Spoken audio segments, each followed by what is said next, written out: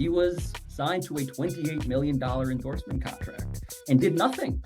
Nobody has proof of anything that he did. Zero things. No likes, no retweets, no posts, no tree plant. Kawhi Leonard is now at the center of what may be the NBA's most shocking scandal ever. The star forward has just been handed a lifetime ban after a $28 million fraud scheme, and he's not the only one going down for it. Let's break it down. The paper trail that exposed everything.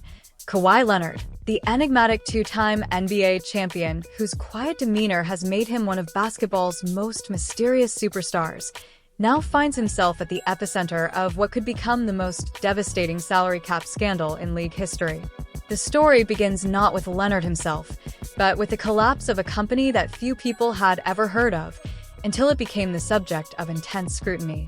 In March 2025, a green banking company called Aspiration filed for Chapter 11 bankruptcy, leaving behind a trail of broken promises, defrauded investors, and a creditor list that would ultimately expose one of the most elaborate schemes in professional sports history. What I wanted to do was find Aspiration's bankruptcy filing.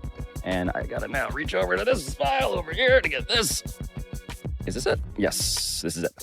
In this packet, there is a... Investigative journalist Pablo Torre discovered something buried within those bankruptcy documents that would change everything. KL2 Aspire LLC owed $7 million. When Torre traced this seemingly innocuous company name through California's Secretary of State database, he uncovered a connection that would launch a 7-month investigation producing over 3,487 pages of documents, contracts, and evidence. The LLC was registered to Kawhi Leonard himself, using his jersey number 2, and it represented the final installment of what would be revealed as a massive endorsement deal with a company that had promised to save the planet by planting trees. But this wasn't just any endorsement deal. It was structured in a way that would make even the most seasoned contract experts do a double take. To understand the magnitude of this discovery, we need to examine the company at the center of the scandal, Aspiration. Founded in 2013 by 2 Harvard graduates, Andre Chernay, the youngest White House speechwriter in U.S. history, and Joe Sandberg, a private equity investor who had made millions through ventures like Blue Apron, Aspiration positioned itself as the environmentally conscious alternative to traditional banking. The company's business model was elegantly simple and devastatingly effective from a marketing standpoint. For every transaction customers made, Aspiration would arrange to plant trees to zero out their carbon emissions, helping consumers feel good about their environmental impact while generating substantial profits for the company. Aspiration's celebrity endorsement strategy was nothing short of extraordinary, assembling what could only be described as the Avengers of climate change. Robert Downey Jr. voiced their commercials with his distinctive Iron Man gravitas.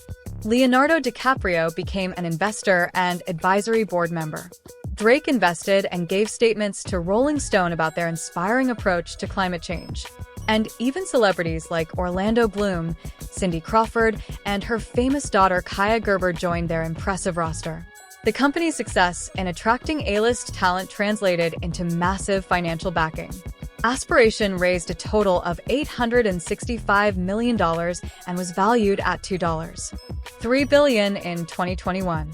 With investors ranging from entertainment moguls to major corporations seeking to enhance their environmental credentials, the company seemed poised for an initial public offering that would cement its place as a leader in the growing environmental finance sector.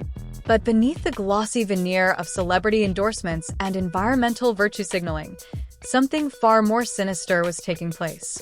While Aspiration was promising to plant trees and save the planet, federal investigations would later reveal that many of their environmental claims were exaggerated or completely fabricated. The tree planting programs they promised were often unverified or simply didn't exist, making their entire business model a house of cards built on false promises.